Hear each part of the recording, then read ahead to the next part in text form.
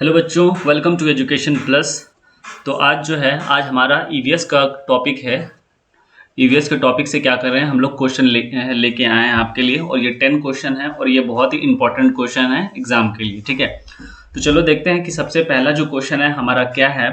Sloth के बारे में, कि स्लोथ के विषय में निम्नलिखित में से सही कथन को चुनिए। ठीक है, बोल रहा है कि स्लोथ के बारे में क्या करना है, हमको सही वाक्य को चुनना है, सही चीज को सुनना है कि स्लोथ जो जानवर है वो उसका हैबिट क्या है। ठीक है, तो हमारा पहला जो क्वेश्चन है आंसर इसका ऑप्शन क्वेश्चन पहला, हमारा पहला क्वेश्चन का जो ऑप्शन है सबसे पहला, देखो क्या है कि स्लोथ क्या है। स्लोथ भालू जैसा दिखता है और दिन में लगभग कितनी घंटे सोता है, 22 घंटे वृक्ष पर उल्टा लटक कर क्या करता है, सोता है।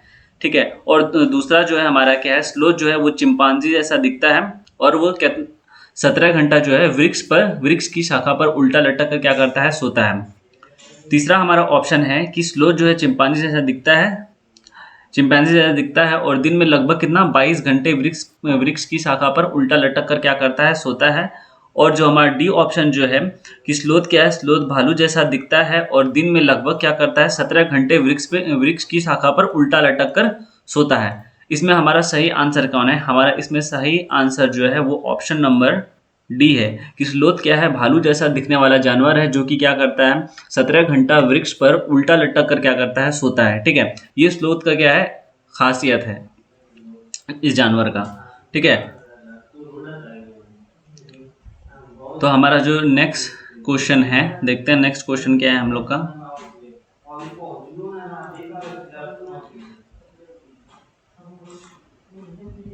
नेक्स्ट क्वेश्चन क्या है, जब किसी एक कपड़े पर दूध को उड़ेलते हैं तो मलाई उसी पर रह जाती है, और ये पृथक करने का कौन सा क्या है तरीका है, यानी कौन सा प्रक्रिया है। क्या जब हम क्या करते हैं, दूध को उड़ेलते हैं किसी कपड़े में, तो ये दूध को उड़ेलने के बाद जो ये हम क्या कर रहे हैं, ये जो फिल्ट्रेशन कर रहे हैं, ये जो प्रक्रिया कर रहे हैं, इस प्रक्रिया को क्या कहलाता है, निस्संदन कहलाता है, चालन कहलाता है, अवसादन कहलाता है, या निसरतारण कहलाता है।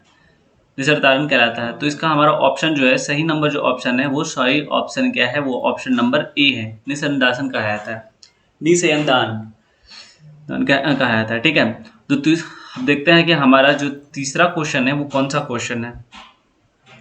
तीसरा क्वेश्चन है, ये क्या है क्वेश्चन, ये पेडागोजी से लिया गया था। ये जो 10 क्वेश्चन हम लेके आए हैं आपके लिए, इसमें क्या है 15 इसमें कंटेंट भी है और पेडागोजी भी है, जो कि 5 नंबर का 5 जो क्वेश्चन है आपके लिए वो क्या है, वो पेडागोजी का क्वेश्चन है, और 5 क्वेश्चन जो है वो कंटेंट का क्वेश्चन है। ये तीसरा नंबर जो क्वेश्चन है ये हमारा क्या है, ईवीएस में जो पर्यावरण है उसका पेडागोजी का क्वेश्चन है ये। तो तीसरा क्वेश्चन देखते हैं कि क्या है, कि अपनी कक्षा 4 में पर्यावरण अध्ययन के विद्यार्थी के रचनात्मक आकलन के लिए उपयुक्त कार्य को चुनिए। तो सबसे पहला ऑप्शन क्या है हम लोग का, सबसे पहला ऑप्शन है तैरने और डूबने के पाठ पर प्रश्न उत्तर लिखिए। दूसरा है हमारा डूबने और तैरने की प्रक्रिया का आकलन करने के लिए प्रक्रिया क्या करें, क्रियाकलाप करें। तीसरा हमारा ऑप्शन है तैरने और डूबने की परिभाषा की व्याख्या करना। डी हमारा ऑप्शन है जो वस्तु डूबता है और तैरता है उनकी सूची याद करना। तो इसमें जो है क्वेश्चन के हिसाब से बोल रहा है कि अपनी कक्षा में पर्यावरण अध्ययन के विद्यार्थियों को रचनात्मक आकलन, ये जो रचनात्मक आकलन है ये क्या है, रचनात्मक आकलन का मतलब होता है क्रिएटिविटी, यानी क्या करता है, क्रिएटिविटी कर रचनात्मक यानी कुछ जिज्ञासा है, रचनात्मक मतलब कुछ नया करना, या मतलब उसके बारे में जानना। ठीक है, उसके बारे में नई नई चीज़ों को क्या करना है, जानना। तो रचनात्मक आकलन उसी को कहा जाता है। तो अगर हम सबसे ये सारा ऑप्शन जो है इसमें से कौन सा बच्चा जो वो क्या कर रहा है, इसमें से ज़्यादा क्या है, एक्टिव है। तो हमारा जो दूसरा नंबर ऑप्शन है, तो हमारा दूसरा ऑप्शन क्या है, क्या सही है। क्या करें, अगर किसी भी चीज़ के लिए क्या करें, अगर कोई भी टॉपिक अगर हम पढ़ते हैं, जब तक क्या करेंगे हम उस पर क्या करेंगे, एक्टिविटी नहीं करेंगे तो हमको क्या करेगा, समझ में नहीं आएगा वो चीज़। तो बोल रहा है डूबने और तैरने की प्रक्रिया का अब क्या करेंगे, अवलोकन करने के लिए क्रियाकलाप करेंगे, यानी एक्टिविटी करेंगे। जो चीज़ हमको पढ़ाया गया क्लास में हम क्या करें, उसके बारे में एक्टिविटी करेंगे ताकि वो चीज़ क्या हो, हम उसको अच्छी तरह से समझ में आए। नेक्स्ट हमारा क्वेश्चन है कि प्राथमिक कक्षाओं का पर्यावरण अध्ययन का विशेष क्षेत्र जिसमें एकीकरण है। तो क्या बोल रहा है कि जो प्राथमिक कक्षा है हमारा, प्राथमिक क्लास जो है कि उसमें पर्यावरण का सब्जेक्ट जो है उसका क्या है, वो कैसा है। उसका नेचर कैसा है, एकीकृत है। तो एकीकृत में हमारा सबसे पहला ऑप्शन क्या है कि विज्ञान एवं पर्यावरण शिक्षण के संप्रत्यय एवं मुद्दे का। दूसरा हमारा ऑप्शन है कि सामाजिक विज्ञान के संप्रत्यय एवं मुद्दे का। तीसरा है विज्ञान और सामाजिक विज्ञान के संप्रत्यय एवं मुद्दे का। और डी हमारा जो ऑप्शन है विज्ञान, सामाजिक विज्ञान और पर्यावरण शिक्षण के संप्रत्यय एवं मुद्दे का।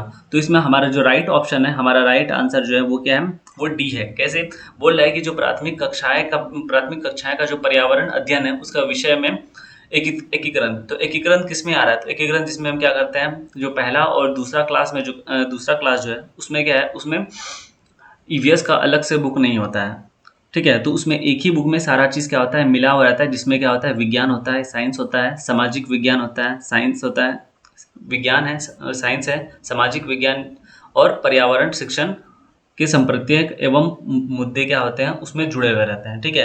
यानी सारा चीज़ ही एक ही बुक में क्या करता है, हम लोग को मिल जाता है। तो इसका सही आंसर क्या है, वो डी है। पांचवा हमारा क्वेश्चन है, कहते एक समूह को चुनिए जिसका प्रयोग पुनर्चक्रण के पश्चात किया जा सकता है। यानी कि उस समूह को आपको चुनना है जिसमें क्या करें, पुनर्चक्रण यानी पुनर्चक्रण का जिसका हम रीयूज कर सकते हैं। तो पहला क्या है, पॉलीथीन बैग, कागज, बैटरी, मोबाइल फ़ोन।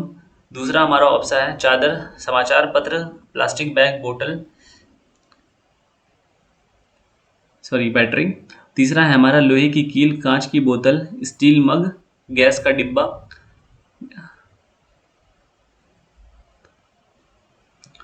तीसरा हमारा है कि चमड़े का बैग, लकड़ी की मेज और प्लास्टिक फुटबॉल और चादर, ठीक है। तो इसमें जो है वो कौन सा सही ऑप्शन है, इसमें सही ऑप्शन क्या है, वो बी है। इसको क्या करते हैं, सी ऑप्शन है, इसको हम क्या कर सकते हैं, हम इसको दोबारा से क्या करते हैं, यूज़ कर सकते हैं, ठीक है। ये सारी चीज़ जैसे कि लोहे का जो कील है तो हम उसको क्या कर सकते हैं, गला के हम दूसरा चीज़ भी हम उसको क्या करते हैं, बना सकते हैं। तो ये कहते हैं पुनर्चक्रण का मतलब है जो हम यूज़ कर लिए हैं फिर उसको गला सड़ा के हम उसको नया चीज़ बनाएं ताकि हम खुद उसको फिर क्या करें, यूज़ कर सकें।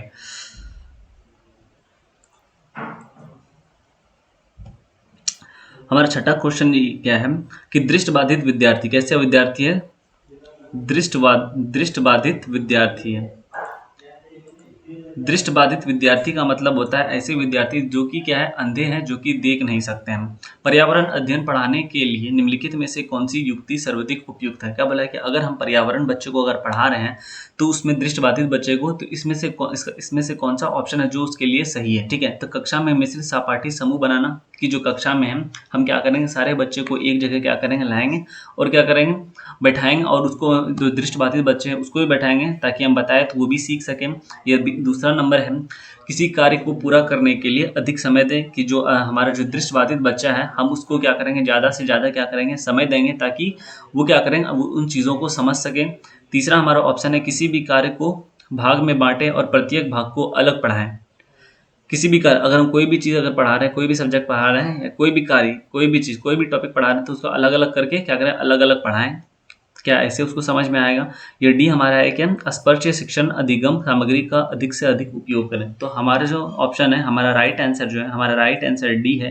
क्योंकि जो दृष्टिबाधित बच्चा है उसको क्या करें, हम वैसी चीज़ें लेकर उसको पढ़ाएंगे ताकि उसको समझ में आए। क्योंकि वो दृष्टिबाधित बच्चा है, हम उसको क्या करेंगे, स्पर्शीय शिक्षण अधिगम सामग्री, यानी जिसको कि वो छू सके, हम उसको देख के उसको पढ़ाएंगे। उसको ये देंगे तो वो क्या करेगा, छू के पता लगा लगे हाँ क्या है ये। अगर हम कॉपी देंगे तो कॉपी लिखेगा। और जो ये लुइस ब्रेयली का जो आता है क्या, डॉट डॉट वाला अक्षर, क्या करें हम उसको क्या करें, वो वाला प्लेट उसको देंगे ताकि हम अगर हम उसको पढ़ाएं कि ये ए है, ये बी है, तो वो क्या करे, पढ़ सके, ठीक है। क्योंकि वो देख नहीं सकता है तो छू के ही क्या करेगा, वो पढ़ लेगा। नेक्स्ट क्वेश्चन की तरफ आते हैं कि पर्यावरण अध्ययन का शिक्षण करते हुए पाठ का वह उपयुक्त स्तर जिस पर विद्यार्थियों का आकलन किया जाना चाहिए, ठीक है। बोल रहा है कि हम पर्यावरण कोई भी सब्जेक्ट अगर बच्चों क्या कर रहे हैं, पढ़ा रहे हैं, तो अगर हमको उसका क्या करना पड़ेगा, टेस्ट लेना पड़ेगा। तो वो टेस्ट लेने का सबसे अच्छा तरीका क्या है कि पाठ के अंत, पहला ऑप्शन है कि पाठ के अंत में, कि अगर हम कोई चीज़ अगर बच्चे को अगर क्या किए, पढ़ा दिए, तो उसके पाठ के अंत में यानी वो लेसन खत्म होने के बाद उसका टेस्ट लें। या दूसरा है हमारा कि पाठ के आरंभ में, कि अगर हम कोई भी सब्जेक्ट यानी कोई भी टॉपिक अगर बच्चे को पढ़ा रहे हैं तो पढ़ाने पढ़ाने से पहले ही क्या करें, उसका टेस्ट ले लें। या तीसरा है कि जब विद्यार्थी आकलन के लिए प्रस्तुत है, यानी कि जब वो टेस्ट सीरीज में या टेस्ट क्लास क्या करें, ज्वाइन करें, कि तभी हम उसका टेस्ट लेना चाहिए। यह डी नंबर हमारा है कि शिक्षण अधिगम के दौरान, कि अगर हम कोई चीज़ बच्चे को पढ़ा रहे हैं तो तभी हम उससे क्या करेंगे, सवाल पूछेंगे कि तुमको ये बात समझ में आई या नहीं समझ में आई। अगर बच्चे को समझ में आई होगी तो वो क्या कहेगा कि हाँ हमको ये बच्चे को समझ में आ गया। अगर जो उसको नहीं समझ में आया होगा तो वो क्या बोलेगा कि हमको समझ में नहीं आया है। ठीक है, तो सब में टेस्ट लेने का सबसे अच्छा तरीका है कि आप क्या करेंगे, टीचिंग लर्निंग प्रोसेस में ही आप क्या करेंगे, बच्चे का टेस्ट लें, ताकि पता चल पाए कि क्या उसको समझ में आया है और क्या नहीं समझ में आया है। क्या करेंगे, उसका लर्निंग क्या होगा, इम्प्रूव होगा। तो हमारा राइट आंसर जो है, हमारा राइट आंसर वो डी है। ठीक है, हमारा राइट आंसर जो है वो डी है।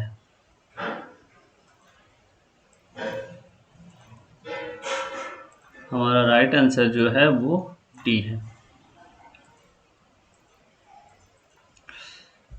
चलिए, हमारा जो एट क्वेश्चन है वो क्या है कि आप अपने विद्यार्थियों, आप कहते हैं आपके अपने विद्यालय में पर्यावरण अध्ययन परियोजना का आकलन करने के लिए उनमें शीघ्र पुनः निर्देशन देते हैं और आप आकलन के लिए किस साधन का चुनाव करते हैं। ठीक है, कि इस क्वेश्चन में कहा गया है कि अगर आप कोई भी टॉपिक अगर क्या करते हैं, बच्चों को अगर पढ़ा रहे हैं तो क्या करें कि बच्चा, हम कोई भी क्वेश्चन अगर बच्चे को गए तो वो क्या करें, यस और नो में क्या करें, जवाब दें कि हम तुमको कुछ पढ़ाएं तो ये समझ में आया, हाँ या ना, सिर्फ हाँ और ना में जवाब देना है।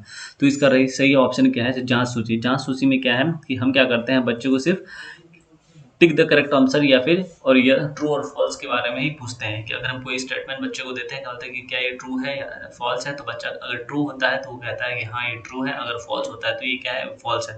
ये क्या है, एक पढ़ाने का तरीका है कि कोई भी अगर आप टॉपिक क्या है बच्चे को अगर पढ़ा दिए तो बच्चे से आप पूछेंगे, स्टेटमेंट देंगे कि ये क्या ये सही है, क्या ये गलत है। अगर गलत है तो बच्चा बोलेगा कि ये गलत है, अगर सही है तो बच्चा क्या बोलेगा कि ये सही है। ठीक है, ये क्या है, एक मेथड है। 9 हमारा जो क्वेश्चन है वो क्या है कि पर्यावरण अध्ययन में सीखने का आकलन करने का उद्देश्य क्या है। सीखने का आकलन यानी कि अगर हम कोई चीज़ बच्चे को क्या कर रहे हैं, पढ़ा रहे हैं, तो क्या सीखने के लिए ही ना पढ़ा रहे हैं। अगर हम उसको पढ़ाए तो क्या बोलेंगे, तुमको ये बात समझ में आया या नहीं आया। ठीक है, तो क्या बोलेंगे, सबसे पहला ऑप्शन जो है, आंसर देख लेते हैं इसका। सबसे पहला ऑप्शन है शिक्षक द्वारा उन शिक्षक विद्यार्थियों की उपलब्धियों के विषय में जानकारी एकत्रित करें। ठीक है, ये दूसरा है, ये मूल्यांकन की उपेक्षा शिक्षक का एक मार्ग है। ये मूल्यांकन की उपेक्षा शिक्षक का एक मार्ग है। या सी नंबर, ये विद्यार्थी द्वारा नवीन नया ज्ञान के दक्षता प्राप्त करने की प्रवृत्ति के विषय में प्रस्तुत प्रतिपुष्ट देता है।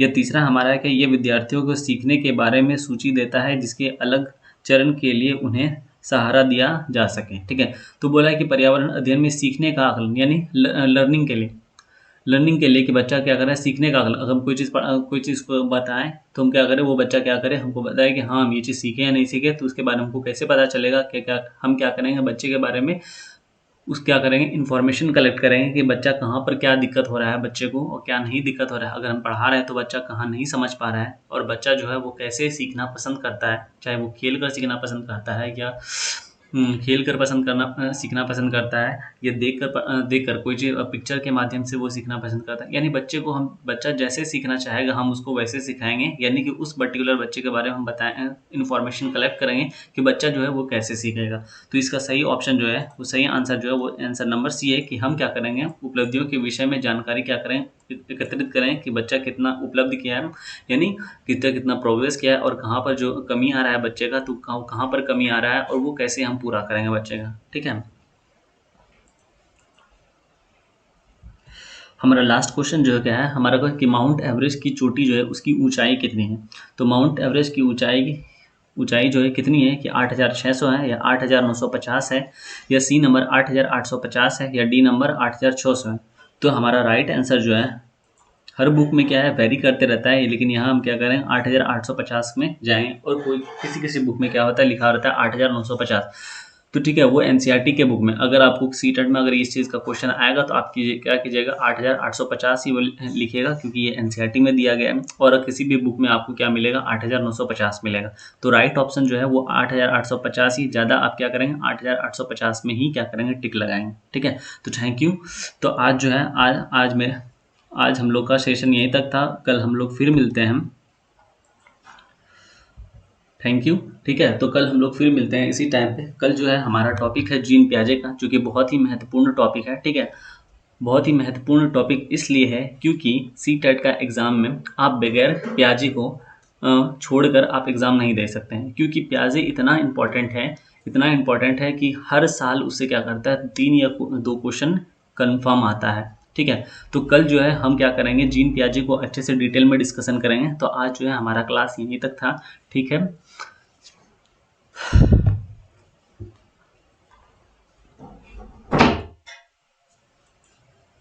Hello.